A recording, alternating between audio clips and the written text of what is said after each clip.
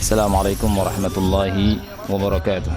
Innal hamdalillah nahmaduhu wa nasta'inuhu wa nastaghfiruh wa na'udzu billahi min shururi anfusina wa min sayyiati a'malina. A'udzu billahi minasy syaithanir rajim. Wa asyhadu an la ilaha illallah.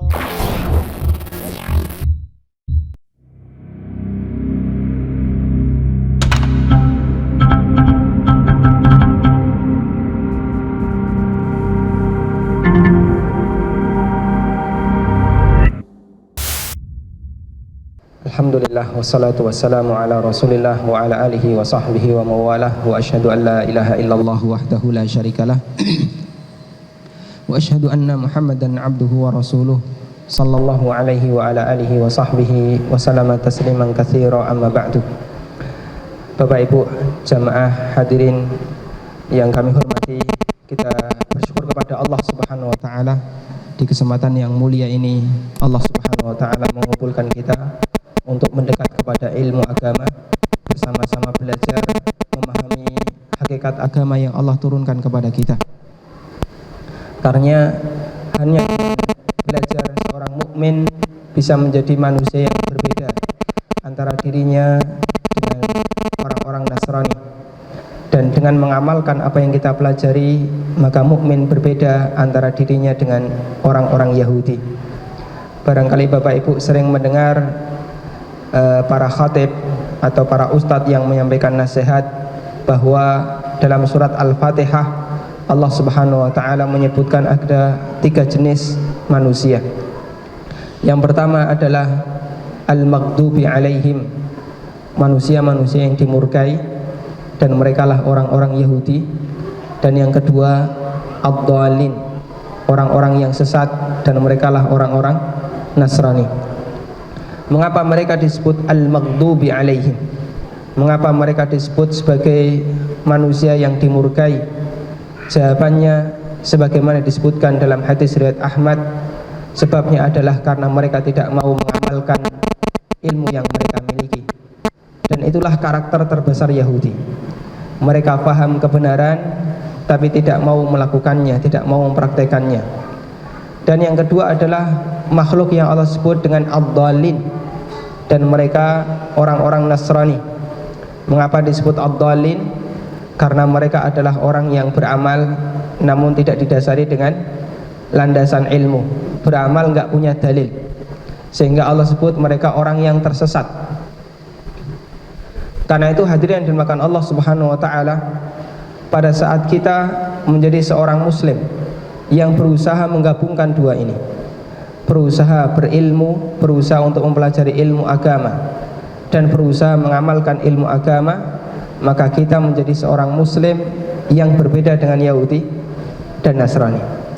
Sebaliknya, ketika ada orang muslim yang mereka tidak melakukan dua hal ini, ada yang tahu ilmu tapi tidak mau mengamalkan, ada yang dia rajin beramal namun tidak memiliki dalil, maka hakikatnya dia mendekati salah satu di antara karakter dan sifat orang Yahudi. Ketika Allah Subhanahu wa taala dalam Al-Qur'an menyebut orang Nasrani dengan ad-dhalin dan orang Yahudi dengan al-maghdubi alaihim, orang yang dimurkai, maka bisa saja ada seorang muslim yang juga mendapatkan gelar yang sama sebagai ad-dhalin dan sebagai al-maghdubi alaihim, gara-garanya dia mengikuti tradisi dan sifat orang Yahudi atau Nasrani. Karena itu jamaah yang dimakan Allah, jangan kita berpikir bahwa ancaman yang Allah sebutkan dalam Al-Quran itu 100% tidak kita alami, tidak pernah ada yang kena kepada kita. Namun bisa jadi terkadang ada ancaman dalam Al-Quran yang itu Allah tujukan kepada Bani Israel, atau Allah tujukan kepada orang Yahudi, atau Allah tujukan kepada orang Nasrani, dan ternyata kita termasuk di dalam salah satu ancaman itu. Sebabnya apa? Karena kita melakukan salah satu di antara sifat dan karakter orang Yahudi atau Nasrani itu. Salah satu di antara sebab orang Nasrani dikafirkan oleh Allah dalam Al-Quran adalah karena mereka mengkultuskan Nabi Isa alaihissalam. Bahkan mereka menyebut innallaha huwa Isa bin Maryam, bahwa Allah Subhanahu wa taala itulah Isa bin Maryam. Maka tidak jauh beda ketika ada seorang muslim yang dia memiliki karakter semacam ini, sebagaimana yang dilakukan oleh orang Nasrani. Dia mengkultuskan Nabi Muhammad sallallahu alaihi wasallam sehingga dia menjadi orang yang mengagungkan manusia, mengagungkan makhluk sebagaimana Allah, dan itu dilakukan oleh orang-orang Nasrani. Bisa saja ancaman yang Allah berikan kepada orang Nasrani terkena kepada muslim ini gara-garanya dia mengkultuskan Nabi Muhammad sallallahu alaihi wasallam. Terkait status apakah yang dikultuskan Nabi Isa ataukah yang dikultuskan Nabi Muhammad sallallahu alaihi wasallam, ini hanya perbedaan objek. Namun perbuatannya hakikatnya sama. Mau mengkultuskan Nabi Isa maupun mengkultuskan Nabi Muhammad sallallahu alaihi wasallam, dua-duanya bisa terjerumus dalam perbuatan kesyirikan.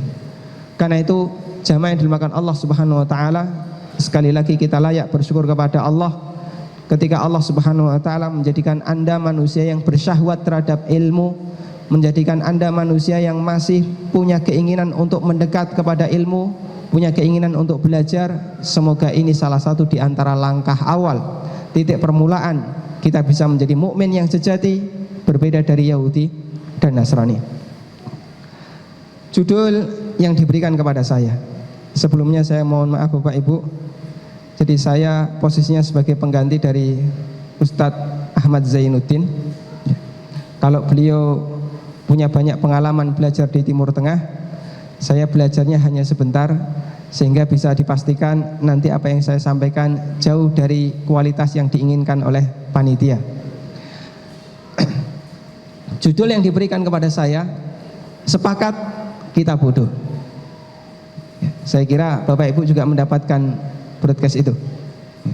Sepakat tidak kita bodoh, Pak? Sepakat tidak, Pak? Ada yang enggak sepakat? Enggak, saya enggak bodoh. Boleh angkat tangan. Nanti saya sampaikan ke panitia, ini judulnya enggak benar. Judul terkesan memojokkan orang lain. Baik. Hadirin yang dimuliakan Allah Subhanahu wa taala. Siapapun kita, apapun status kita, posisi kita tetap manusia. Keadaan kita tetap menjadi makhluk Allah yang penuh dengan berbagai macam kekurangan dan keterbatasan. Dan Allah Subhanahu wa taala menyatakan dalam Al-Qur'an bahwa semua manusia punya karakter yang sama. Yang pertama adalah karakter bodoh, yang kedua karakter gampang bertindak alias dolim. Pertama karakter bodoh, dan yang kedua karakter dolim. Allah Subhanahu wa taala ceritakan dalam Al-Qur'an ketika Allah Subhanahu wa taala hendak memberikan tanggung jawab kewajiban memegang syariat kepada makhluk-makhluknya yang besar. Allah bercerita, inna aradnal amanata ila samawati wal ard wal jibal. Aku, kata Allah, pernah menawarkan amanah berupa menjalankan syariat kepada langit, kepada bumi, dan kepada gunung-gunung. Kapan ini terjadi? Yang jelas sebelum kita diciptakan. Tepatnya zaman apa? Itulah di zaman azali. Bagaimana kondisinya? Wallahu a'lam. Tapi Allah Subhanahu wa taala bercerita, sebelum Allah Subhanahu wa taala memberikan kewajiban syariat kepada umat manusia, Allah pernah tawarkan kewajiban syariat ini kepada makhluk-makhluk yang jauh lebih besar daripada kita. Allah tawarkan kepada langit, Allah tawarkan kepada bumi, dan Allah tawarkan kepada gunung-gunung. Konsekuensinya, siapa yang sanggup menjalankan kewajiban yang Allah berikan kepada mereka, maka semua makhluk ini akan berhak mendapatkan janji baik dari Allah, berhak mendapatkan surga. Sebaliknya, ketika mereka tidak sanggup menjalankannya, maka mereka akan mendapatkan siksaan dari Allah Subhanahu wa ta'ala.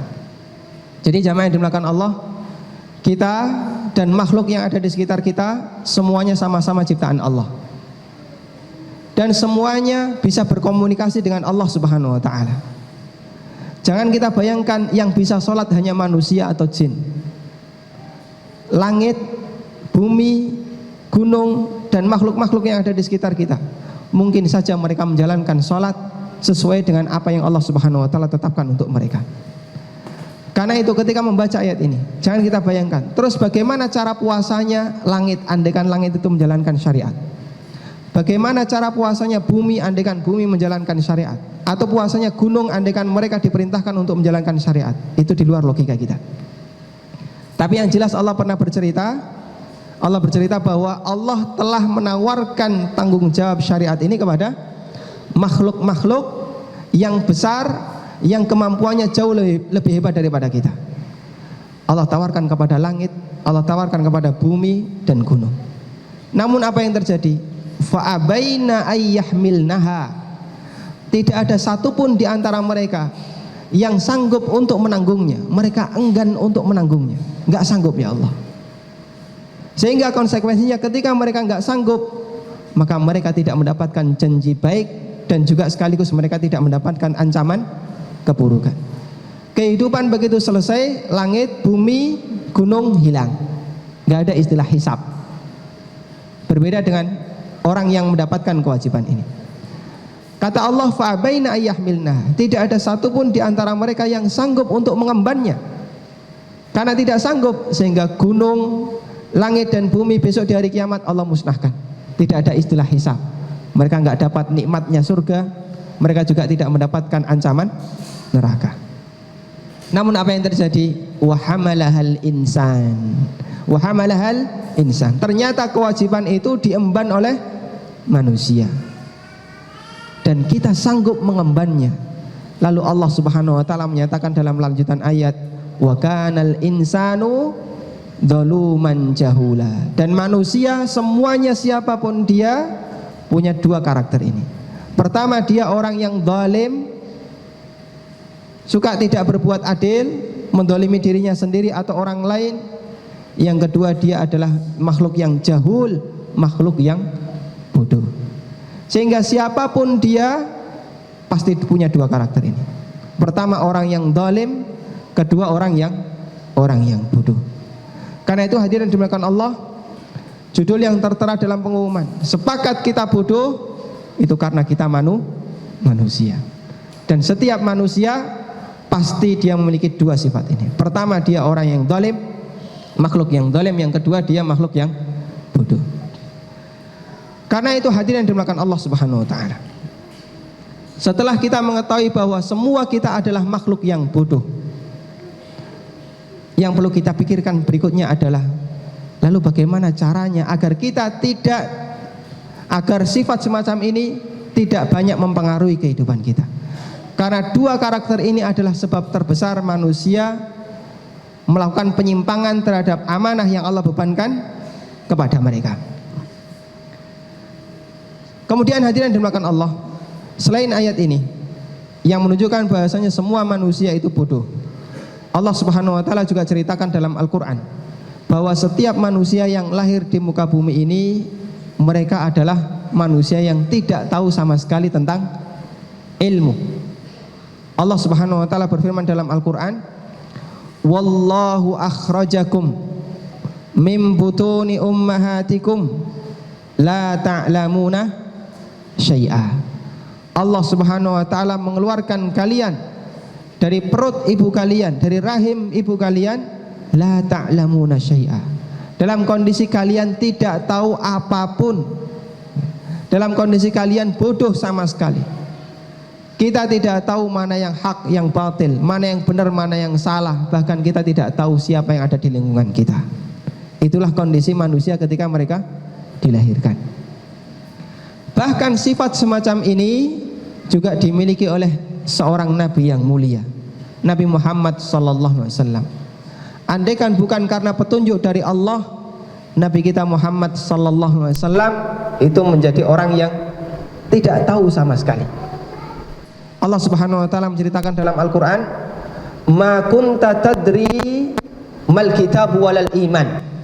Ingatlah wahai Muhammad, dulu engkau tidak tahu, ma kunta tadri mal kitab walal iman. Apa itu Alkitab, apa itu Al-Qur'an, dan kalian juga tidak tahu, dan kamu juga tidak tahu mal iman, apa itu iman.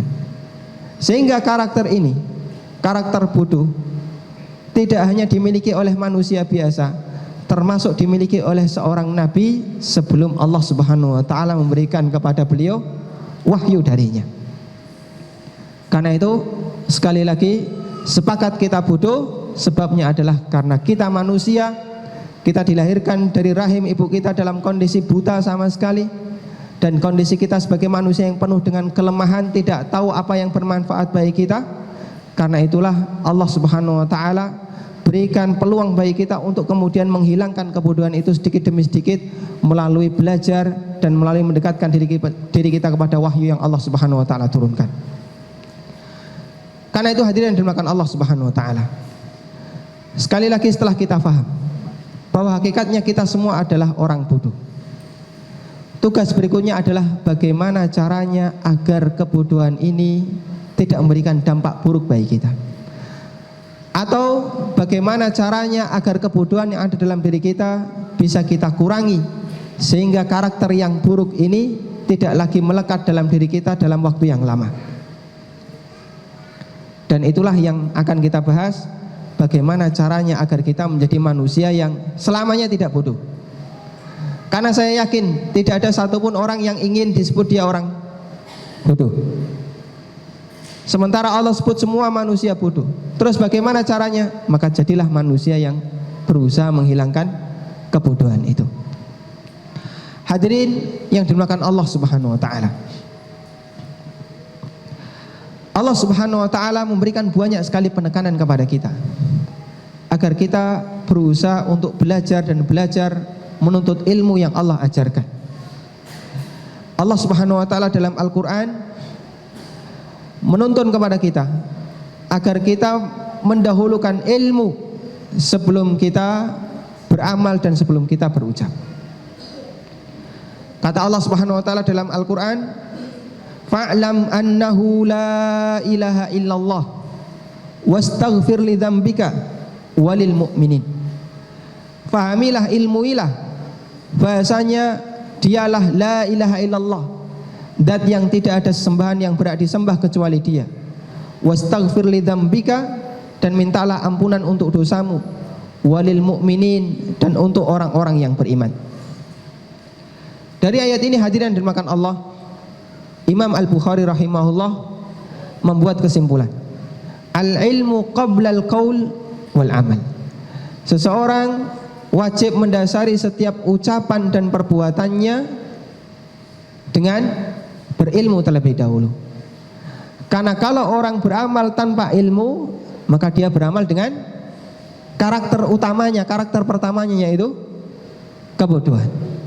Pada saat dia melakukan perbuatan yang dia tidak memiliki dalil, tidak memiliki ilmunya, berarti konsekuensinya dia melakukan perbuatan dengan kebodohannya. Karena itulah setiap orang yang beramal tanpa dilandasi dengan ilmu, status amalnya adalah amal yang dikerjakan dengan kebodohan. Status amalnya amal yang dikerjakan dengan kebodohan. Sehingga nanti ujung akhirnya ada dua. Pertama, amal itu menjadi amal maksiat, dan yang kedua, amal itu menyimpang dari ajaran yang disampaikan oleh Nabi Muhammad sallallahu alaihi wasallam. Dan dua-duanya adalah perbuatan yang statusnya maksiat kepada Allah Subhanahu wa taala. Ada orang yang beramal namun mengikuti hawa nafsunya dan keluar dari aturan yang diberikan oleh Islam, dia melakukan perbuatan dosa. Ada juga orang yang beramal sebenarnya dia tidak mengikuti hawa nafsunya, sebaliknya dia ingin berperang dengan hawa nafsunya, dia ingin mendekatkan diri kepada Allah. Akan tetapi yang sangat disayangkan, dia tidak memiliki panduan yang benar tentang itu. Dia hanya menebak dan meraba. Akhirnya apa yang terjadi? Dia beramal namun keluar dari panduan yang diberikan oleh Nabi Muhammad SAW. Dan dua perbuatan ini sama-sama maksiat. Dan orang yang melakukan maksiat, kata Allah dalam Al-Quran, semua orang yang melakukan maksiat, kata Allah dalam Al-Quran, adalah orang yang sedang melakukan tindak kebodohan. Allah Subhanahu wa taala berfirman dalam Al-Quran, innamat taubatu 'ala Allahi lilladzina ya'maluna as-su'a bijahalatin tsumma yatubuna min qarib. Taubat yang diterima oleh Allah adalah taubat yang dilakukan oleh orang yang ya'maluna as-su', orang yang melakukan perbuatan maksiat, baik bentuknya perbuatan dosa atau bentuknya perbuatan ibadah namun tidak ada tuntunannya. Bijahalatin, karena kebodohan. Tsumma yatubuna min qarib, kemudian setelah itu dia susul dengan bertobat kepada Allah Subhanahu wa taala. Baik, yang kita garis bawahi di sini, Allah mengatakan tobat yang diterima adalah tobat dari orang yang melakukan perbuatan maksiat karena kebodohan. Kemudian dia mohon ampun kepada Allah. Pertanyaannya begini, kalau bapak ibu melakukan sebuah dosa, waliyadzubillah, tapi kita tidak tahu bahwasanya ternyata perbuatan ini adalah perbuatan dosa, perbuatan maksiat, apakah bernilai dosa? Si A melakukan perbuatan maksiat dan dia tidak tahu kalau itu maksiat, bernilai dosa atau tidak? Bernilai dosa atau tidak? Gimana Pak? Bernilai dosa atau tidak? Dosa? Tidak. Ada orang yang melakukan tindakan pelanggaran syariat, tapi dia tidak tahu sebenarnya ini melanggar syariat. Dosa atau tidak? Sepakat tidak dosa ya? Kenapa? Karena dia tidak tahu. Dan al-jahlu mani'un minat ta'tsim. Kebodohan itu salah satu di antara sebab tidak bisa disebut sebagai orang yang melakukan dosa. Baik. Yang begini, Allah sebut dalam ayat ini, tobat yang diterima adalah tobat yang dilakukan oleh orang yang melakukan maksiat bijahalatin, karena tidak tahu, karena kebodohan. Tsumma yatubuna min qarib, lalu dia bertobat, lalu dia mohon ampun kepada Allah. Loh, kenapa Allah Subhanahu wa taala syaratkan tobat yang diterima itu tobat dari orang yang melakukan maksiat bijahalatin, karena kebodohan? Bukankah semua maksiat yang dilakukan karena kebodohan itu tidak dosa? Tapi kenapa harus ada kewajiban tobat? Maka jawabannya hadirin dimakan Allah, ayat ini tidak sebagaimana makna zahirnya. Yang dimaksud dari ayat ini, sebagaimana kata Mujahid, innamat taubatu lilladzina ya'maluna as-su'a bijahalatin. Taubat yang diterima adalah taubat yang dilakukan oleh orang yang melakukan maksiat bijahalatin, karena kebodohan. Maksudnya adalah orang yang melakukan maksiat dan dia tahu itu maksiat, tapi masih nekat dia kerjakan, dan itu tindakan kebodohan. Sehingga bukan yang dimaksud bijahalatin karena tidak tahu atau karena kebodohan ini adalah dia tidak tahu kalau yang dia lakukan itu melanggar syariat. Kalau ini kondisinya dia nggak berdosa, sehingga tidak perlu bertobat. Tapi maksudnya ketika ada orang yang melakukan maksiat, melanggar larangan syariat, dan dia tahu itu pelanggaran syariat, itu maksiat, namun dia tetap nekat melakukannya, maka dia melakukan maksiat itu dengan kebodohan. Karena itulah kata Mujahid, kullu man asallah fahuwa jahil. Semua orang yang bermaksiat kepada Allah, maka dia orang bodoh. Maka dia orang bodoh. Sebabnya apa? Karena dia melakukan praktek perbuatannya, amal perbuatannya tidak didasari dengan syariat. Kalau tidak ada ilmunya, tidak didasari oleh syariat, kembali kepada karakter dasar manusia, orang ini melakukan perbuatan tadi dengan kebodohannya. Sehingga hadirin dimuliakan Allah, setiap maksiat yang kita kerjakan itu sebabnya adalah karena adanya unsur kebodohan dari diri kita. Semakin banyak maksiat yang kita kerjakan, maka makin banyak unsur kebodohan yang mendominasi diri kita.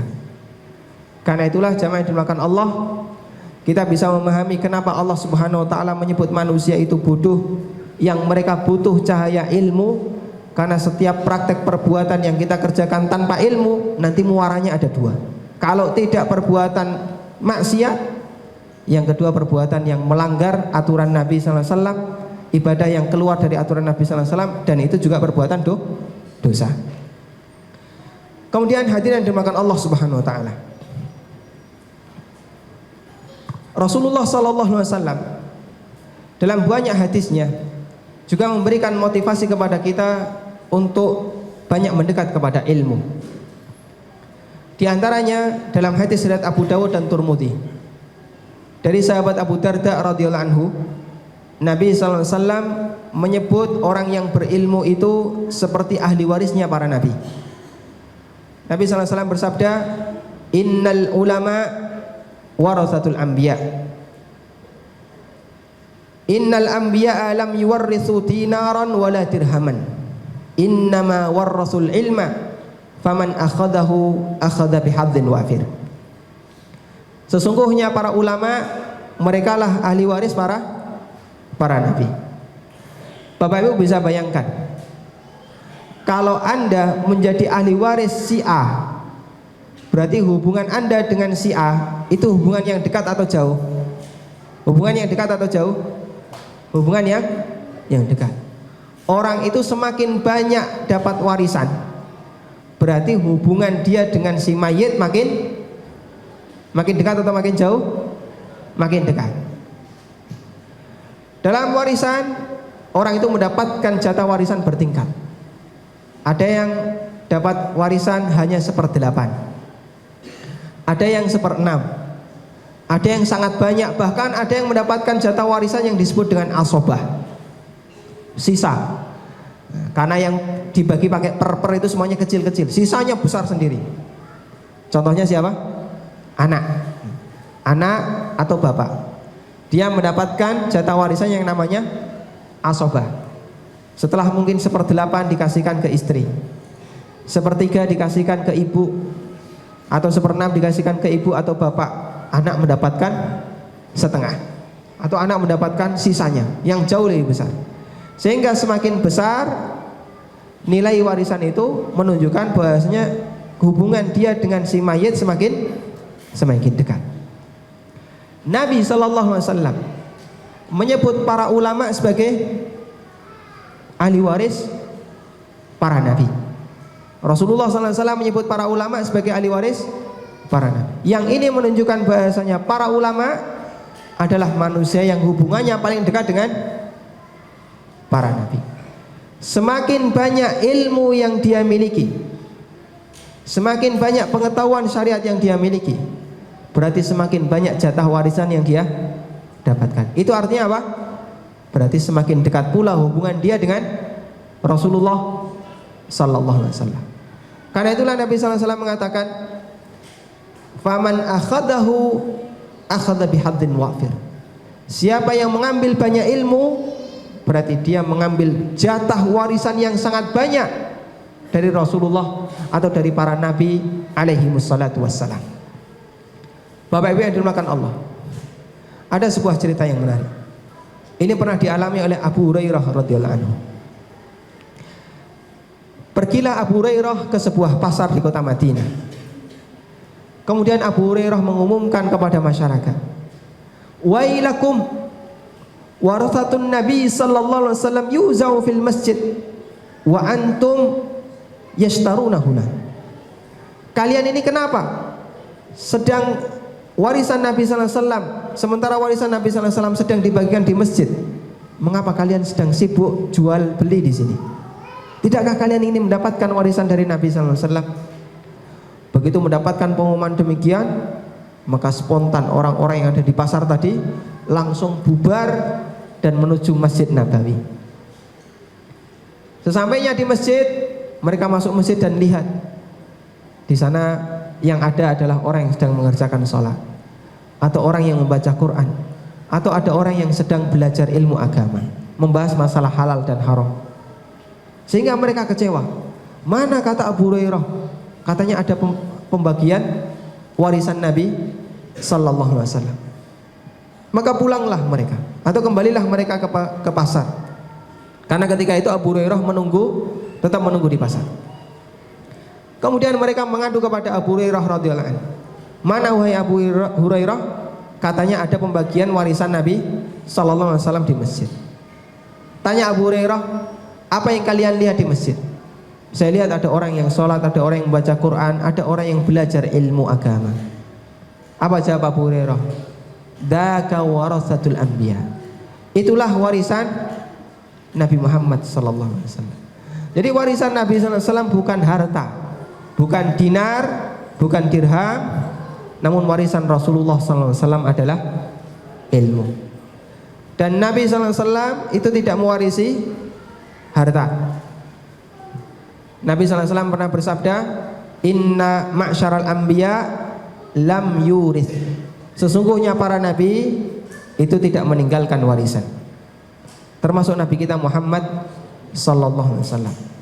Makanya hadirin yang dimuliakan Allah, ketika Rasulullah sallallahu alaihi wasallam meninggal, kemudian Fatimah mendatangi Abu Bakar As-Siddiq untuk menuntut warisan bapaknya, dijawab oleh Abu Bakar As-Siddiq dengan hadis ini. Para nabi itu tidak meninggalkan warisan harta. Dan jawaban itu atas hadis dari Nabi sallallahu alaihi wasallam. Oleh orang Syiah, cerita semacam ini dipelintir. Dan mereka menyebut bahwasanya Abu Bakar telah menguasai warisan Nabi Muhammad sallallahu alaihi wasallam dan tidak diberikan kepada Fatimah. Dan jelas itu kedustaan.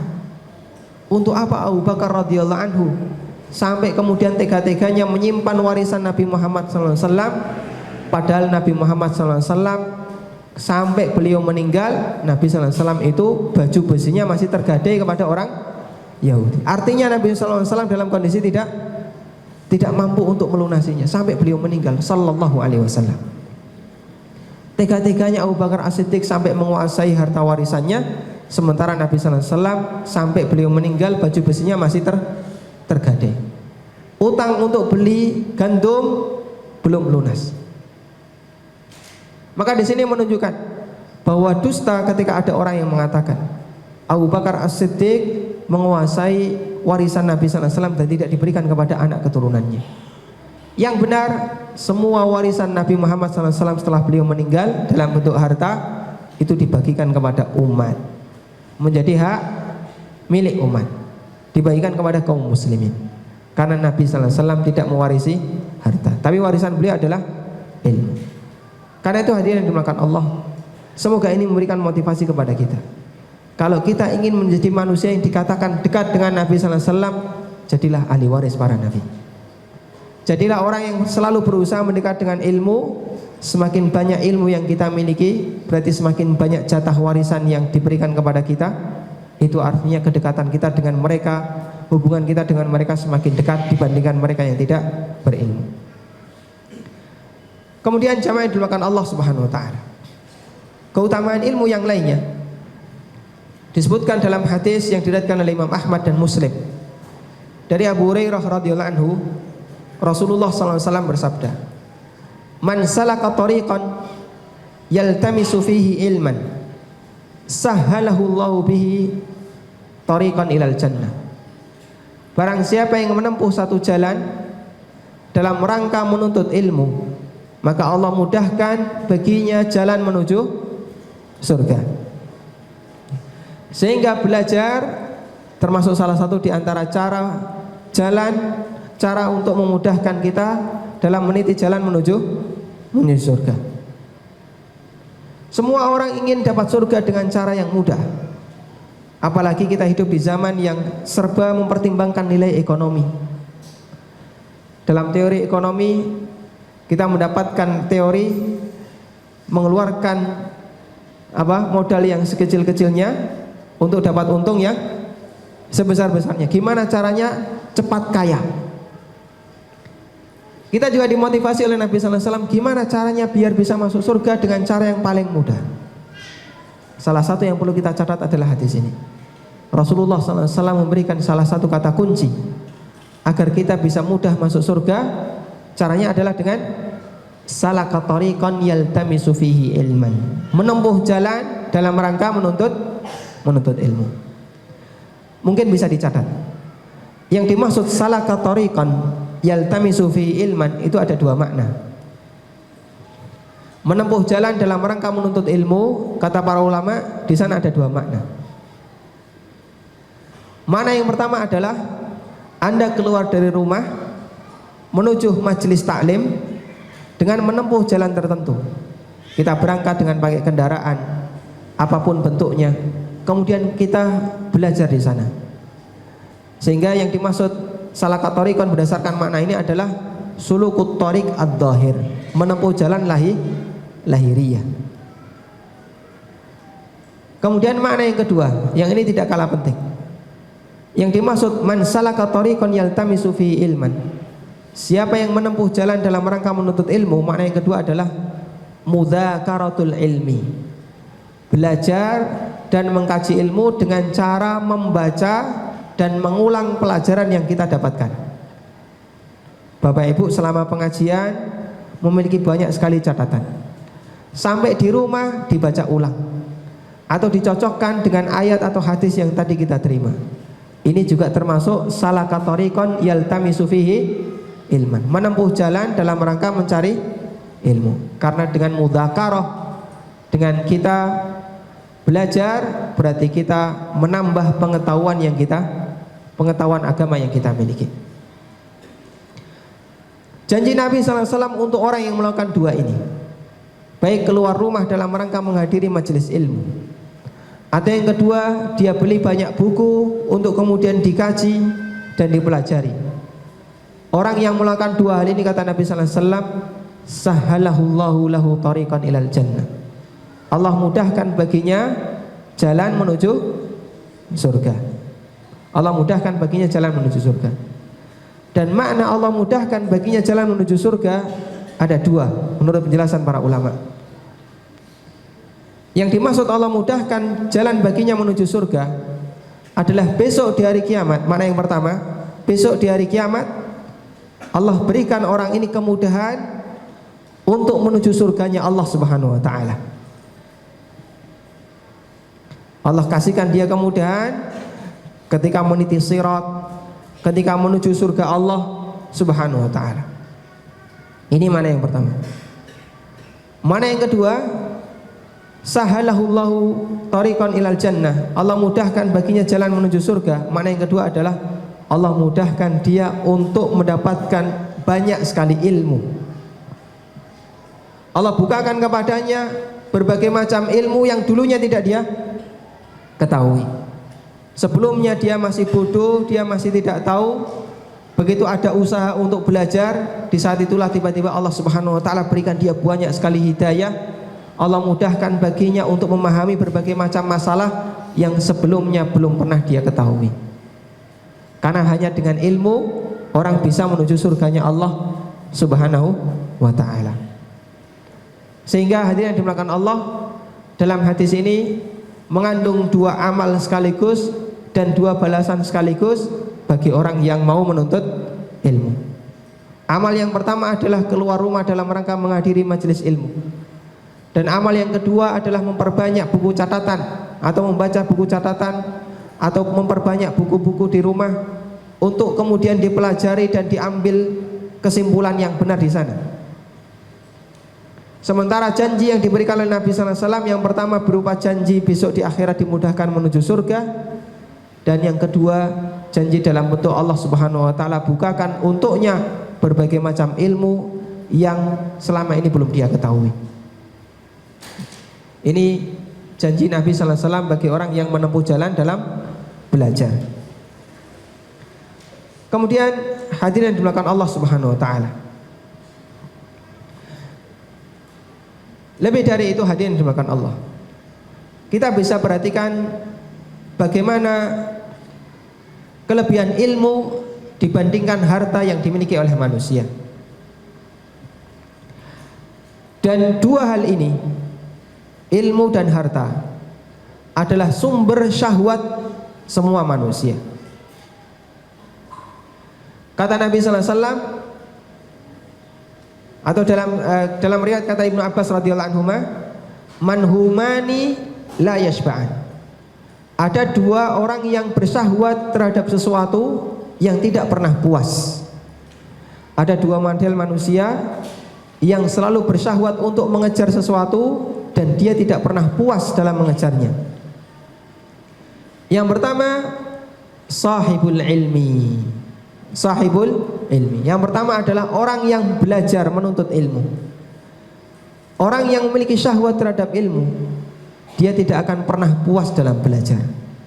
Dia akan selalu merasa kurang dan kurang. Dia akan selalu merasa ingin menambah pengetahuan ilmu agamanya. Dan yang kedua, wasahibud dunya, orang yang bersyahwat untuk mengejar dunia. Dia tidak akan pernah berhenti dan merasa puas untuk mendapatkan jatah dunia yang dia kejar. Baik, dalam hadis ini Rasulullah SAW menyebut dua model manusia. Ada model manusia yang syahwatnya itu Allah letakkan pada ilmu, dan ada model manusia yang syahwatnya Allah letakkan pada harta. Dua-duanya menyebabkan manusia bersyahwat untuk terus mencarinya, baik ilmu maupun harta. Kalau Bapak Ibu tadi telah mendapatkan kesimpulan bahwa kita semua bodoh, kita semua adalah orang yang tidak tahu, dan konsekuensinya ketika kita beramal didasari dengan ketidaktahuan dan kebodohan menyebabkan kita bermaksiat, maka pada saat kita dihadapkan pilihan, ingin menjadi orang yang syahwat kepada harta ataukah ingin menjadi orang yang syahwat kepada ilmu, kira-kira mana pilihan yang akan kita taruh? Mana pilihan yang akan kita ambil? Syahwat kepada harta ataukah syahwat kepada ilmu? Orang yang sadar dia akan memilih yang kedua. Dia lebih rela untuk menjadi manusia yang syahwat kepada ilmu daripada orang yang syahwat kepada harta. Karena harta yang kita miliki itu tidak akan menghilangkan karakter bodoh dalam diri kita. Sementara ilmu inilah sumber yang bisa menyebabkan kita mengikis setiap kebodohan yang ada dalam diri kita. Dan dua ini jamaah yang dimulakan Allah pasti ada pada diri manusia. Ada model orang yang begitu rakus terhadap harta. Ada yang kedua model manusia yang sangat syahwat kepada ilmu. Semakin banyak dia belajar, dia merasa semakin bodoh, sehingga terus dia akan menggali dan menggali, mencari dan mencari apa yang belum pernah dia ketahui. Karena itu hadirin dimulakan Allah Subhanahu wa taala. Di sini saya akan sebutkan keterangan dari Ali bin Abi Thalib radhiyallahu anhu ketika beliau radhiyallahu anhu membandingkan antara harta dan ilmu. Ali bin Abi Thalib pernah memberikan nasihat kepada Kumail bin Ziyad, salah satu muridnya. Kata Ali bin Abi Thalib, "Ya Kumail, ihfad, wahai Kumail, hafalkan berikut ini. Al-ilmu khairum minal mal." Ilmu itu lebih baik daripada harta. Bagaimana sisi-sisi kebaikan ilmu melebihi harta? Kata Ali yang pertama, al-ilmu yahrusuka wal mal tahrusuhu. Pertama, ilmu itu yang menjagamu. Sementara kalau harta, kamu yang menjaganya. Dan kita bisa ketahui hal ini.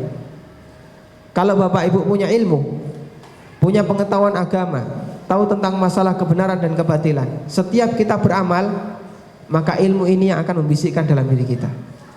Kamu kan tahu kalau kayak gini wajib, kenapa kok tidak dikerjakan? Kamu kan tahu kalau kayak gini itu salah, ini keliru, kenapa kok dilanggar? Apa yang membisikkan itu? Pengetahuan kita tentang syariat, ilmu yang kita miliki. Berbeda dengan harta. Kalau harta, justru kita lah yang menjaganya. Kita yang menjaga harta itu. Dan kita bisa pahami ini. Semakin banyak properti yang kita miliki, maka semakin banyak usaha kita dan perhatian kita terhadap semua barang yang kita miliki. Kalau ada orang yang punya cuma satu sepeda motor, maka perhatiannya hanya jatuh pada satu sepeda motor ini. Ketika dia punya dua sepeda motor, perhatiannya bertambah. Dia harus memperhatikan sepeda motor pertama dan sepeda motor kedua. Ketika dia tambah punya mobil, perhatiannya juga bertambah. Ketika tambah yang lain, maka perhatiannya juga terpecah, dibagi sesuai dengan banyaknya properti dan harta yang dia miliki. Karena semua harta yang ada di sekitar kita itu ikut kita, Pak. Semua itu ikut kita. Sehingga semua itu butuh perhatian khusus dari kita. Makanya betul apa kata Ali bin Abi Thalib, wa anta tahrusul mal, sementara harta kamu yang menjaganya. Kemudian kelebihan ilmu yang berikutnya, kata Ali bin Abi Thalib, al ilmu hakimun wal malu mahkumun alaih. Ilmu itu yang mengendalikan, sementara harta dikendalikan. Kalau kita punya harta, kemana harta ini harus lari, maka yang mengendalikan adalah aturan syariat. Harta ini boleh ditaruh kepada tempat yang A, tidak boleh ditaruh di tempat yang B. Apa yang mengendalikan? Aturan syariat. Kalau syariat tidak mengatur, kalau kita tidak tahu aturan syariat, maka kita akan menyalurkan harta itu kepada apa saja yang kita mau. Dan hadirin yang dimuliakan Allah, perlu kita pertimbangkan, perlu kita perhatikan bahwa dalam masalah ekonomi syariat, yang diperhatikan tidak hanya bagaimana cara mendapatkannya, namun kita juga perlu memperhatikan bagaimana cara penyaluran harta itu. Kalau kita mendapatkan teori ekonomi konvensional, bagaimana cara mendapatkan harta sebanyak-banyaknya dengan modal yang sekecil-kecilnya. Dalam Islam yang dipikirkan tidak hanya bagaimana harta itu masuk, juga bagaimana harta itu dibelanjakan. Makanya orang yang memiliki harta, dia harus berpikir dua kali, memikirkan bagaimana cara mendapatkannya dan memikirkan bagaimana cara menyalurkannya. Jangan kita beranggapan yang penting harta saya halal. Bisa jadi untuk cara mendapatkannya dia selamat, tapi tidak ada jaminan ketika dia salurkan ke tempat yang benar. Karena itulah jamaah yang dimuliakan Allah, Nabi SAW mengingatkan kepada kita bahwa besok di hari kiamat manusia akan dihisab oleh Allah untuk hartanya dua kali. Wa an malihi min aina iktasabah wa fima anfaqah. Ketika di hari kiamat mereka akan ditanya oleh Allah dari mana harta itu dia dapatkan dan untuk apa harta itu dibelanjakan. Sehingga yang dipikirkan bukan hanya bagaimana cara mendapatkannya, termasuk yang perlu dipikirkan adalah bagaimana cara menyalurkannya. Karena itu kata Ali bin Abi Thalib, bagaimana caranya agar kita bisa selamat ketika keluar dan masuk? Intinya di satu, pada saat Anda punya ilmu, maka ilmu ini yang akan mengendalikan bagaimana cara mendapatkan harta yang benar dan mengendalikan bagaimana cara penyaluran harta yang benar. Kemudian keutamaan ilmu dibandingkan harta yang ketiga, kata Ali bin Abi Thalib, al-malu tangkusuhun nafaqah wal ilmu yazku bil infaq. Harta itu semakin berkurang ketika kita membelanjakannya, sebaliknya kalau ilmu semakin bertambah pada saat Anda memberikannya kepada orang lain. Semakin sering Anda mengajar, ini tidak akan mengurangi ilmu kita. Justru mengajar ini salah satu cara untuk agar ilmu itu semakin melekat dan semakin bertambah. Yang kita ajarkan adalah A, kita tidak akan hanya belajar tentang A saja, kita akan belajar A+, sehingga ada yang lebih kita pelajari ketika kita mau mengajarkan ilmu tertentu. Karena itulah kata Ali bin Abi Thalib, harta itu kalau kita infakkan dia akan berkurang, sementara kalau ilmu ketika diinfakkan maka ilmu itu akan semakin bertambah. Ini perbandingan antara harta dan ilmu yang pernah disampaikan oleh Ali bin Abi Thalib. Sehingga kalau kita diberi pilihan oleh Nabi sallallahu alaihi wasallam, ingin menjadi manusia yang syahwat harta ataukah menjadi manusia yang syahwat ilmu, kita bisa pertimbangkan bagaimana cara Ali bin Abi Thalib menjelaskan kelebihan ilmu dibandingkan harta. Kemudian jamaah yang dimuliakan Allah Subhanahu wa taala, cara yang lain agar bisa membuat kita semakin termotivasi untuk belajar, kita perlu meyakini bahwa pada saat kita belajar ilmu agama, hakikatnya kita sedang beribadah kepada Allah Subhanahu wa ta'ala. Pada saat kita sedang belajar ilmu syariat, kita itu tidak kalah dengan orang yang sedang mengerjakan sholat, juga tidak kalah dengan orang yang sedang mengerjakan puasa. Kebanyakan orang berpandangan kalau ingin menjadi orang yang semakin bertakwa kepada Allah, perbanyak kerjakan sholat, perbanyak kerjakan puasa. Dia tidak pernah peduli dengan masalah belajar. Padahal kalau kita bisa melihat bagaimana kondisi para sahabat, kita akan mengetahui ternyata mereka memiliki perhatian yang besar terhadap ilmu, dan mereka anggap belajar ilmu itu sebagai salah satu di antara bentuk ibadah kepada Allah Subhanahu wa ta'ala. Ada sebuah keterangan dari Abu Darda radhiyallahu anhu. Beliau pernah mengatakan, "Mudzakaratul ilmi sa'atan khairun min qiyami lailatin." Mengkaji ilmu sesaat itu lebih baik daripada melakukan qiyamul lail. Mengkaji ilmu sesaat itu lebih baik daripada salat tahajud semalam suntuk. Siapa yang mengatakan ini? Siapa yang mengatakan? Sahabat Abu Darda radhiyallahu anhu. Sahabat yang sangat ahli beribadah. Sampai Umar bin Khattab radhiyallahu anhu menangis ketika melihat bagaimana cara Abu Darda beribadah kepada Allah Subhanahu wa ta'ala, saking rajinnya. Namun sahabat sekelas Abu Darda radhiyallahu anhu, beliau merasa bahwasanya belajar ilmu sesaat, duduk di majelis ilmu itu lebih bernilai daripada tahajud semalam suntuk. Bukan berarti kemudian kita dimotivasi belajar saja dan tidak perlu tahajud. Namun sahabat menyampaikan demikian untuk menunjukkan perbandingan betapa ilmu adalah beribadah yang sangat mulia. Kemudian keterangan lain pernah disampaikan oleh Abu Hurairah radhiyallahu anhu. Beliau pernah mengatakan, "Li an afqaha sa'atan ahabbu ilayya min an ahya lailatan usalliha hatta usbih." Saya belajar ilmu sesaat untuk memahami salah satu masalah, itu lebih aku cintai daripada aku habiskan waktu malamku untuk sholat tahajud sampai subuh. Manusia yang memiliki banyak sekali riwayat hadis dari Nabi sallallahu alaihi wasallam, Abu Hurairah radhiyallahu anhu, beliau menyatakan demikian. Saya belajar satu ilmu dan menemukan satu penyelesaian terhadap sebuah masalah, lebih aku cintai daripada tahajud. Aku menghabiskan waktu malamku untuk tahajud beribadah kepada Allah Subhanahu wa ta'ala. Kemudian Abu Hurairah radhiyallahu anhu juga pernah mengatakan, "Li'anu 'allima baban minal ilmi fi amrin aw nahyin ahabbu ilayya min 70 ghazwatan fi sabilillah." Saya belajar satu bab ilmu terkait perintah atau larangan syariat, lebih aku sukai daripada 70 kali berperang di jalan Allah Subhanahu wa ta'ala. Bapak Ibu bisa perhatikan, Abu Hurairah membandingkan antara belajar ilmu agama dengan pahala apa?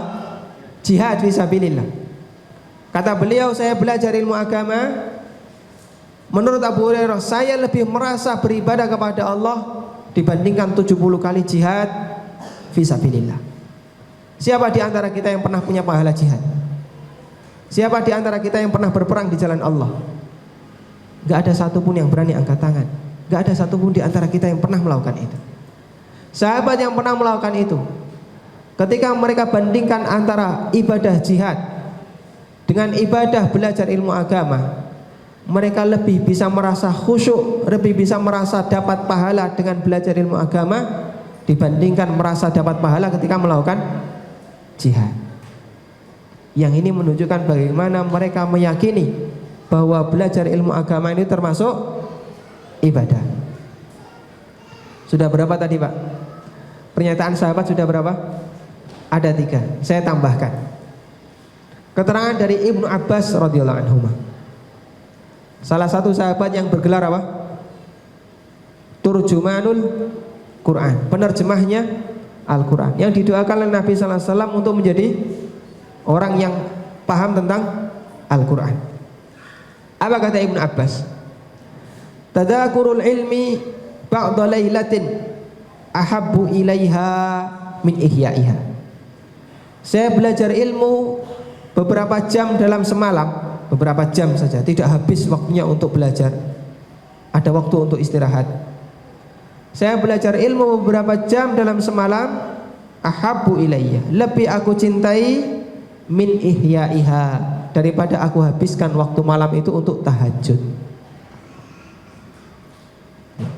Sehingga nilai beberapa jam ini menurut Abu Hurairah radhiyallahu anhu tidak kalah dengan nilai orang yang tahajud dalam waktu semalam suntuk. Masih ada yang lain enggak Pak? Kita sebutkan yang lain. Keterangan dari Abu Musa al-Asy'ari radhiyallahu anhu. Abu Musa al-Asy'ari salah seorang sahabat yang mulia. Namun meskipun demikian, Abu Musa juga belajar kepada sahabat yang lain. Salah satu di antara guru beliau adalah Ibnu Mas'ud. Ibnu Mas'ud, sahabat berguru kepada sahabat. Kata Abu Musa al-Asy'ari, la majlisun ajlusuhu ma'Abdillah bin Mas'ud. Aku duduk menghadiri kajiannya Ibnu Mas'ud. Awsaqu fi nafsi min amali sanatin. Itu lebih menenangkan hatiku daripada beramal selama setahun. Masya Allah. Kata Abu Musa, saya ikut pengajiannya Ibnu Mas'ud sekali, itu lebih menenangkan bagiku. Saya merasa lebih dapat pahala dibandingkan saya belajar selama atau dibandingkan saya beribadah selama 1 tahun. Ini perkataan Abu Musa al-Asy'ari. Kita sudah mendapatkan berbagai macam keterangan para sahabat tadi, Pak. Mulai dari Ibnu Abbas, Abu Hurairah, kemudian di sini Abu Musa al-Asy'ari, termasuk Abu Darda, yang semuanya sepakat menyatakan bahwa belajar yang mereka lakukan nilai pahalanya tidak kalah dengan tahajud, nilai pahalanya tidak kalah dengan berjihad, bahkan nilai pahalanya tidak kalah dengan beramal selama setahun. Ini menunjukkan bagaimana mereka meyakini bahwa belajar yang mereka kerjakan, mereka yang lakukan, statusnya adalah beribadah kepada Allah Subhanahu wa ta'ala. Kemudian keterangan yang lain, hadirin yang dimuliakan Allah, disampaikan oleh ulama tabi'in. Hasan al-Basri rahimahullah, beliau pernah mengatakan, li'an ata'allama baban minal ilmi fa'u'allimuhu musliman ahabbu ilayya min an takuna lid dunya kullaha. Saya belajar salah satu bab ilmu, kemudian aku tularkan kepada yang lain, aku ajarkan kepada yang lain, itu lebih aku cintai daripada aku memiliki dunia seisinya. Aj'aluha fi sabilillah, kemudian aku sedekahkan dunia itu di jalan Allah Subhanahu wa ta'ala. Siapakah kita dibandingkan Hasan al-Basri? Beliau pernah berangan-angan, andaikan dunia seisinya itu milik beliau, kemudian harta yang beliau miliki itu semuanya disedekahkan di jalan Allah, kata Hasan al-Basri, dibandingkan belajar salah satu dari bab ilmu, beliau lebih menyukai belajar daripada amal sedekah yang luar biasa semacam ini. Kita pernah sedekah separuh harta kita? Enggak pernah. Pernahkah di antara kita ada yang sedekah sepertiga harta kita? Enggak pernah. Nilai sedekah yang kita keluarkan masih jauh di bawah rata-rata sedekahnya para sahabat. Sahabat itu kalau sedekah nekat-nekat, Pak, ya. Ada yang sedekah separuh hartanya, sepertiga hartanya, bahkan seluruh hartanya, seperti yang dilakukan oleh Abu Bakar As-Siddiq radhiyallahu anhu. Dan ini pula sebagaimana dilakukan oleh Nabi Muhammad sallallahu alaihi wasallam. Sampai ada beberapa orang yang langsung masuk Islam gara-gara mendapatkan sedekah dari Nabi sallallahu alaihi wasallam. Dan mereka mengajak kepada masyarakat kampungnya untuk turut masuk Islam dengan alasan satu. Ya qaumi aslimu fa inna Muhammadan qad anfaqa nafaqatan lam yakhshal faqah. Wahai kaumku, masuklah Islam. Karena aku lihat dai ini, yaitu Muhammad sallallahu alaihi wasallam, Beliau menafkahkan hartanya dalam jumlah yang sangat banyak, seolah-olah beliau tidak takut miskin. Dan itu karakter orang yang sangat bertawakal kepada Allah. Kalau sedang infak, jor-joran, nekat-nekatan, yang dilakukan oleh Nabi sallallahu alaihi wasallam maupun oleh para sahabat. Hasan al-Basri pernah punya keinginan semacam itu. Andaikan saya punya dunia seisinya, berarti tidak ada yang tersisa. Dunia seisinya punyanya. Kemudian aku infakkan di jalan Allah, dibandingkan dengan amal dalam bentuk belajar ilmu agama, kata beliau, saya lebih merasa dapat pahala dengan amal belajar ilmu agama daripada amal dalam bentuk infak dunia seisinya. Bagaimana menunjukkan bahwa para sahabat dan tabi'in, mereka merasa belajar itu termasuk bagian dari ibadah. Karena itulah hadirin dimuliakan Allah Subhanahu wa taala, ulama 4 mazhab sepakat bahwa belajar ilmu agama adalah amal ibadah yang paling afdal dibandingkan amal ibadah yang lainnya. Abu Hanifah pernah mengatakan, laisa ba'dal faraidi afdala min talabil ilmi. Tidak ada satu amalan setelah amal wajib yang lebih afdal daripada belajar ilmu agama. Seperti itu pula yang dikatakan oleh ulama yang lainnya semacam Imam Malik. Imam Malik radhiyallahu anhu, Imam Malik rahimahullah, beliau pernah melihat ada temannya yang mencatat, ada temannya yang menyalin hadis. Kemudian setelah itu Imam Malik, atau setelah itu temannya ini tinggalkan menyalin hadis, lalu beliau sholat. Apa kata Imam Malik melihat temannya yang berhenti mencatat hadis untuk sholat? Kata Imam Malik, ajaban laka, malladzi kumta ilaihi bi afdala minalladzi taraktahu. Kamu ini mengherankan, yang sedang kamu kerjakan sekarang, yaitu apa?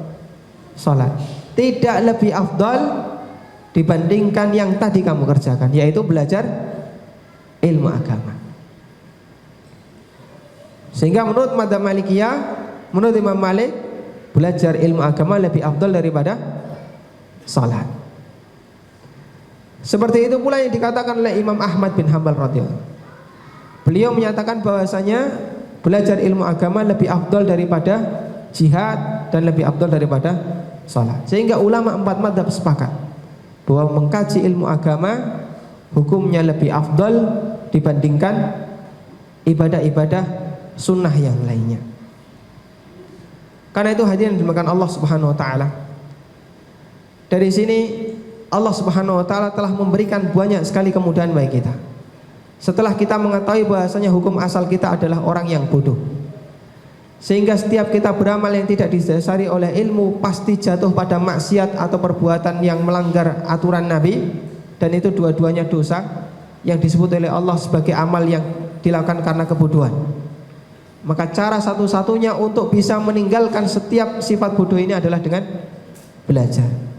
Dan belajar yang kita kerjakan ternyata oleh Allah Subhanahu wa taala tidak hanya dijadikan sebagai cara untuk mendapatkan ilmu, tapi termasuk di antara cara untuk beribadah kepadanya. Karena belajar itu sendiri termasuk beribadah kepada Allah Subhanahu wa taala. Sehingga jadikanlah belajar, jadikanlah menuntut ilmu dan ilmu yang kita miliki itu sebagai kebutuhan pribadi, hajat yang kita harus ada dalam diri kita setiap saat dan setiap detik. Akan saya sebutkan perkataan Imam Ahmad yang ini mungkin mengakhiri dari apa yang saya sampaikan. Imam Ahmad rahimahullah pernah mengatakan, beliau membandingkan antara makanan dan ilmu. Kata Imam Ahmad, an-nasu ilal ilmi ahwaju minhum ila ta'ami wasyarab. Manusia itu lebih butuh ilmu dibandingkan makanan dan minuman. Apa sebabnya? Li'anna ar-rajula yahtaju ila ta'ami wasyarab fil yaumi marratan aw marratain. Karena yang namanya manusia, mereka butuh makanan dalam sehari hanya sekali, 2 kali, atau kita makan berapa kali Pak? 3 kali.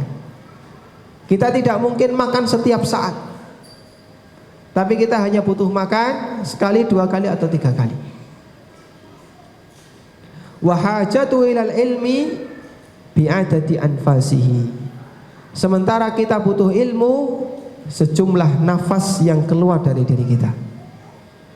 Karena dalam setiap gerakan yang kita lakukan butuh ilmu. Kalau tidak, kita bisa pastikan apa yang kita kerjakan adalah atas dasar kebodohan. Bisa jadi jatuh pada perbuatan maksiat atau jatuh pada perbuatan beramal tanpa dalil, dan dua-duanya adalah tindakan kebodohan terhadap diri kita. Itu yang bisa kita sampaikan di kesempatan kali ini. Dan sekali lagi saya mohon maaf kepada Bapak Ibu hadirin, kajian yang mungkin dirasa sangat tidak nyaman, terlebih dilaksanakan di jam-jam orang harus istirahat, jam 1 sampai jam 2. Kalau kemudian tidak ada kondisi yang lucu atau kurang menarik untuk diperhatikan, membuat banyak jamaah harus ngantuk. Tapi kita bisa memahami, kajian para sahabat itu jauh lebih membosankan daripada kajian di zaman ini Pak. Kalau kemudian Abu Musa al-Asy'ari radhiyallahu anhu, beliau merasa jauh lebih nyaman ketika di hadapan Ibnu Mas'ud, padahal kajiannya haddatsana Nabi sallallahu alaihi wasallam qala, Nabi sallallahu alaihi wasallam menyampaikan hadis kepada kami, beliau bersabda demikian. Kemudian murid-muridnya mencatatnya atau murid-muridnya menghafalkannya, dan itu dilakukan dalam waktu 1 atau 2 jam, hanya mendengar hadis dan begitu seterusnya, yang mungkin itu tidak ada unsur humornya, tidak ada kondisi lucunya, mungkin ditambah tentang masalah syarah hadis.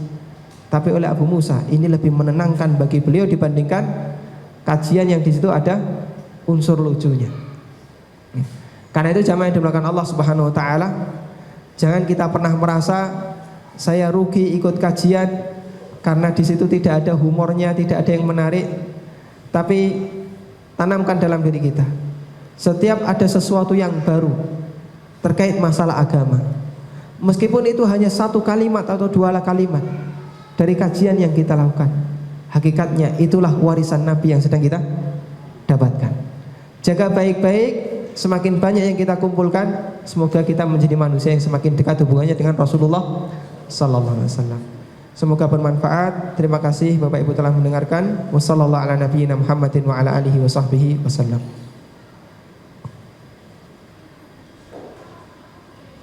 Oh boleh. Oh gitu. Kita sebagaimana yang dipesankan oleh panitia, kita buka tanya jawab, dan beliau berpesan bagaimana kalau pertanyaannya masuk ke konsultasisyariah.com. Sebenarnya untuk masalah konsultasisyariah.com ini tidak ada acuan baku tentang pertanyaan mana yang harus terjawab. Namun intinya pertanyaan yang ada di web konsultasisyariah.com itu terpilih berdasarkan kebutuhan. Mana yang kira-kira sangat dibutuhkan oleh masyarakat, itu yang diangkat di web. Kalau itu sudah sering dan sudah banyak, sudah ada artikelnya, ya mungkin nanti tidak kita masukkan di web konsultasi syariah. Wallahu alam.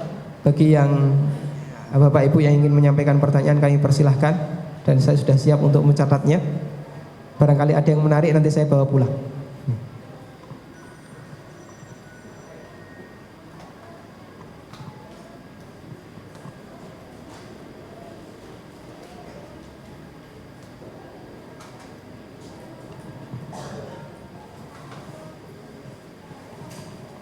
Assalamualaikum Ustaz. Di beberapa kajian saya pernah mendengarkan terkait menuntut ilmu tetapi di luar ilmu agama, Ustaz. Di mana menuntut ilmu yang di luar ilmu agama ke negara kafir itu haram. Bagaimana menurut pendapat Ustaz? Terima kasih Ustaz. Assalamualaikum.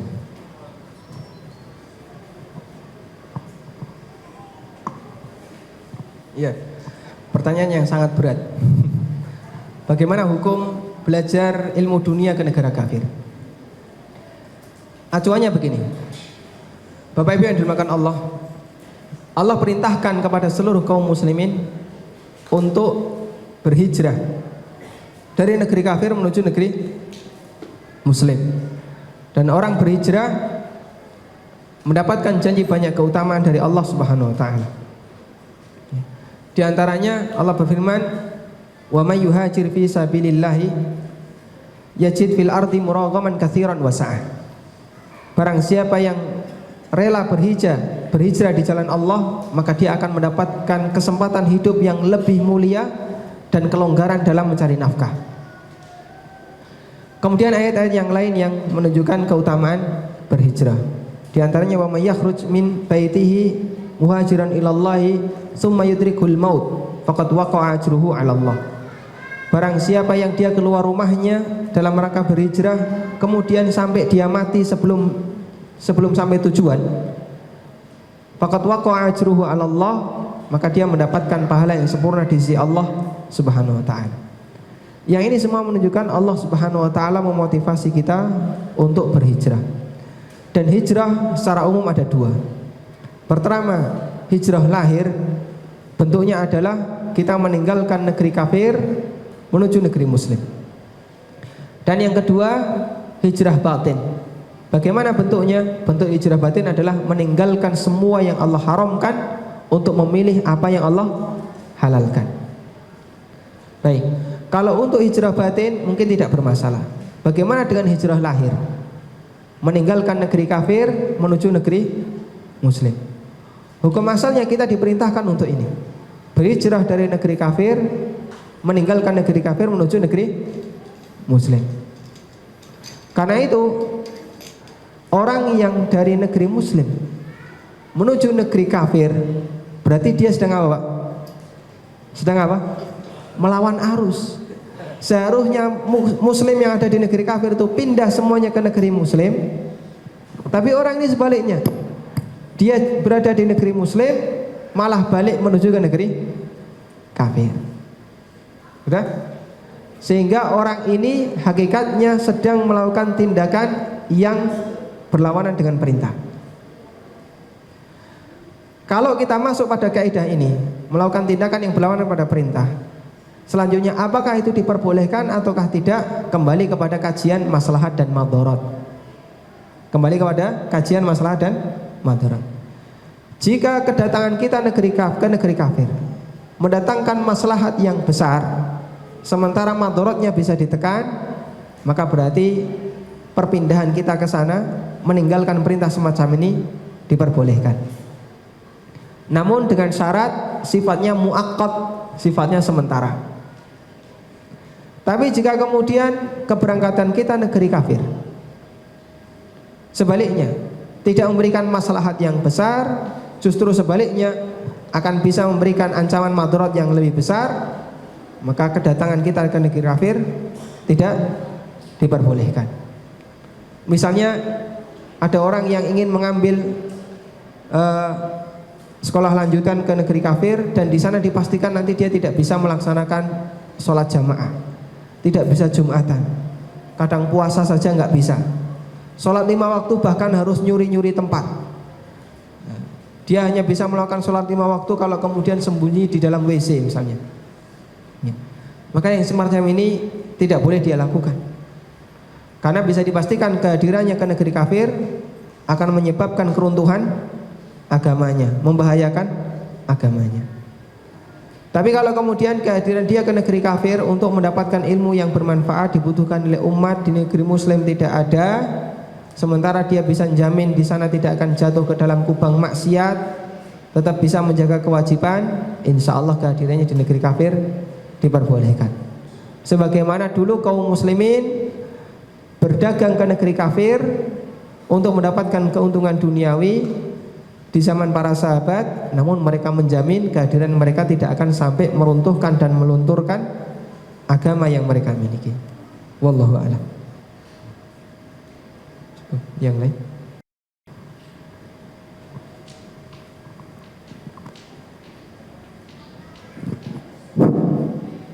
Assalamualaikum.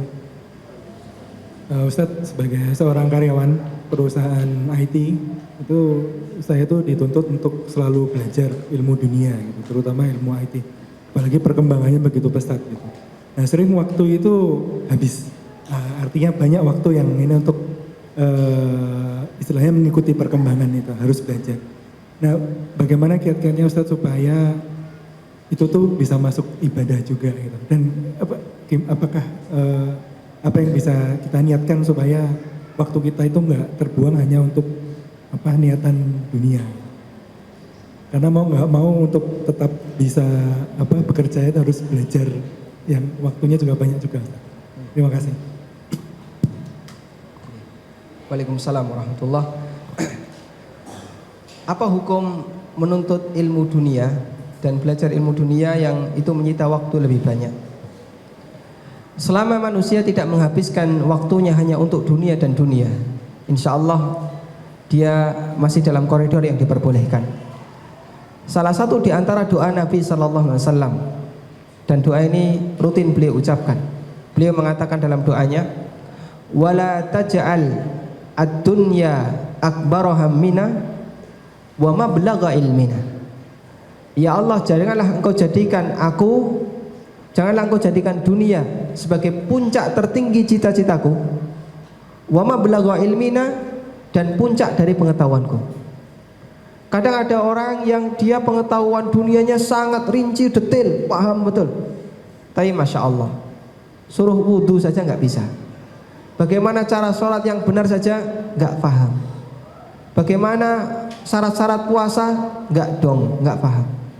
Ini orang rajin menuntut ilmu dunia, paham ilmu dunia, tapi babar blas, tapi sama sekali dia tidak pernah menjamah ilmu akhirat. Dan Allah Subhanahu wa taala menyebut orang semacam ini dengan hinaan dalam Al-Qur'an. Allah mengatakan, ya'lamuna dhahiran minal hayatid dunya wa hum 'anil akhirati hum ghafilun. Ada di antara manusia yang mereka mengetahui dhahiran minal hayatid dunya, tahu detail tentang masalah dunia. Wa hum 'anil akhirati hum ghafilun, tapi kalau masalah akhirat mereka cuek, mereka lalai. Belajar masalah akhirat saja nggak mau, diminta waktu sedikit, mari ngaji bagaimana cara sholat yang benar biar sholat tidak di atas kebodohan, dia nggak mau. Waktunya habis hanya untuk cari dunia atau untuk belajar dunia. Maka selama masih ada bagian waktu yang kita sisihkan untuk belajar ilmu agama, tidak habis hanya untuk mencari dunia, insya Allah tidak termasuk dari doa yang tadi dibaca oleh Nabi Sallallahu Alaihi Wasallam, dan tidak termasuk orang yang dikatakan oleh Allah wahum 'anil akhirati hum ghafilun. Lalu bagaimana nasihatnya kalau kita termasuk orang yang sibuk untuk mencari ilmu dunia, meskipun kita tetap berusaha memberikan jatah waktu untuk cari ilmu akhirat? Nasihat yang kita bisa berikan adalah mohon atur baik-baik waktunya, sehingga dahulukan ilmu yang penting, yang paling penting sebelum yang penting, dan seterusnya. Dahulukan ilmu yang paling penting. Contohnya ilmu yang menyangkut masalah akidah, ilmu yang menyangkut apakah kita bisa selamat dari neraka sehingga tidak kekal di dalamnya, ataukah sebaliknya kita akan menjadi manusia yang celaka dan mendapatkan neraka selamanya. Dan itu adalah ilmu tentang iman, tentang masalah akidah. Dahulukan yang paling penting. Bagaimana cara kita beriman kepada Allah, itu yang paling penting. Kemudian berikutnya yang di bawah itu, dan begitu seterusnya. Ilmu-ilmu yang wajib kita dahulukan sebelum ilmu yang sunnah. Dan ilmu yang wajib adalah semua ilmu yang kita butuhkan dalam kehidupan, yang jika kita tidak tahu kita akan terjerumus dalam dosa. Itu ilmu wajib. Karena ilmu ada dua, ada yang wajib dipelajari dan ada yang tidak wajib dipelajari. Yang sunnah kalau dipelajari. Contoh ilmu yang sunnah kalau dipelajari apa Pak? Usul fikih misalnya ya. Bagi orang yang bukan mujtahid, belajar usul fikih ini tidak wajib. Berbeda kalau mujtahid. Kalau mujtahid belajar usul fikih wajib. Intinya tadi, kalau kemudian kita tidak tahu menyebabkan kita melanggar syariat, itu jadi ilmu wajib. Tapi kalau kita tidak tahu hanya sebatas pengetahuan kita tentang agama tidak sempurna, ini ilmu yang tidak wajib, ilmu yang sunnah untuk dipelajari. Karena itu bagi mereka yang terbatas waktunya untuk belajar, maka dahulukan yang paling penting, buat urutan hierarki ilmu apa saja yang harus dia pelajari, sehingga dia bisa gunakan kesempatan yang sempit itu tetap bisa menjaga kewajibannya dalam belajar. Wallahu a'lam.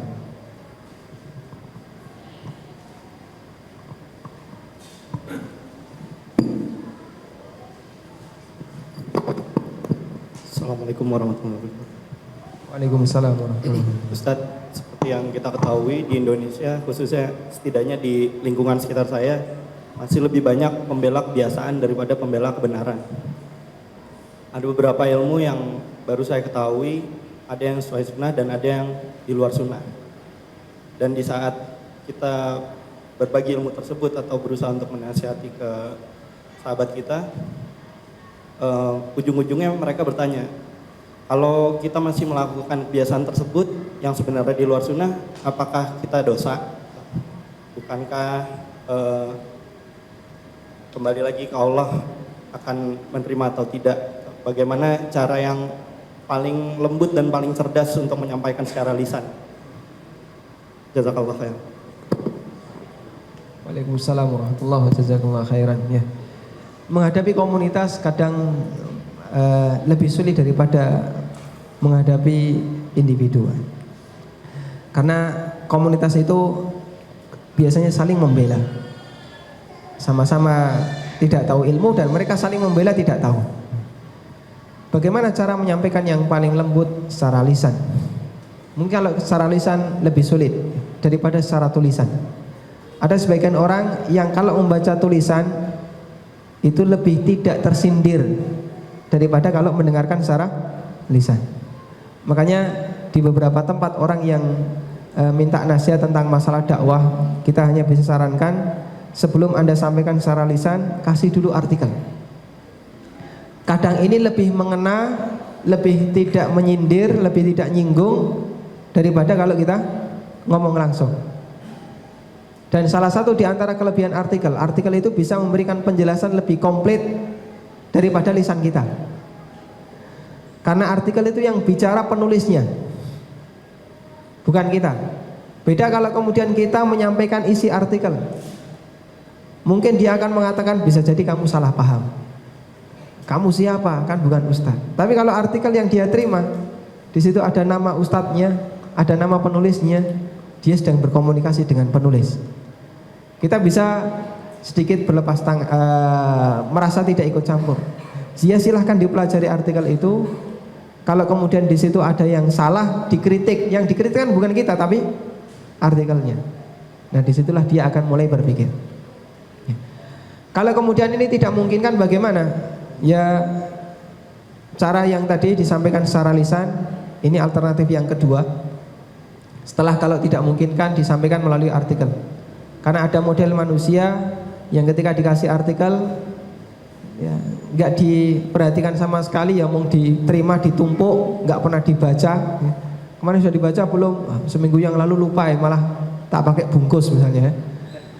Nah, semacam ini justru malah mengecewakan. Terus bagaimana? Bisa kita ajak diskusi, tapi sebelumnya sarankan kepada dia untuk ikut pengajian. Jadi pada saat diskusi kok mentok, kemudian terjadi deadlock, kita tidak di posisi menang, dia juga tidak di posisi kalah, atau bahkan sebaliknya justru dia di posisi menang, ajak dia untuk mencari solusi yang terakhir di forum pengajian. Tidak masalah kalau dia ngajak ke forum pengajiannya, ikut dulu forum saya juga punya ustadz, ikuti dia. Dan nanti gantian. Setelah Anda ikut ustadz sana, sekarang gantian, ikut forum saya juga punya ustadz. Kita akan pertimbangkan mana dari dua alasan ini yang lebih mendekati kebenaran.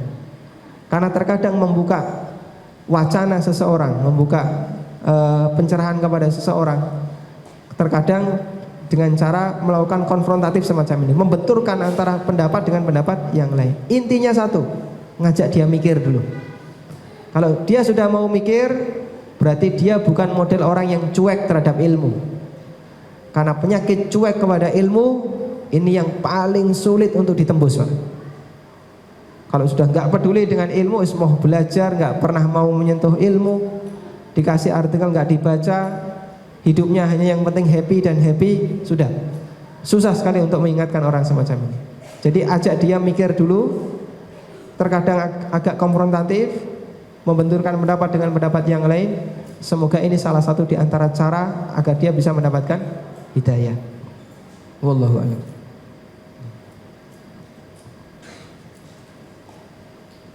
Cukup? Oke. Baik, terima kasih kepada Bapak Ibu yang bersedia mendengarkan, dan mohon maaf jika banyak sekali kesalahan dan kekurangan, termasuk suara saya yang agak habis karena dari jam 9 sampai 12 saya tadi ngisi di tempat yang lain, sehingga di sini hanya tertinggal sisa-sisa yang saya juga harus masih menyisakan untuk setelah asar. Semoga bermanfaat. Wassallallahu ala nabiyyina Muhammadin wa ala alihi wa sahbihi wasallam, wa akhiru da'wana alhamdulillahirabbil alamin. Subhanakallahumma bihamdik la ilaha illa anta astaghfiruka wa atubu ilaik. Wassalamualaikum warahmatullahi wabarakatuh.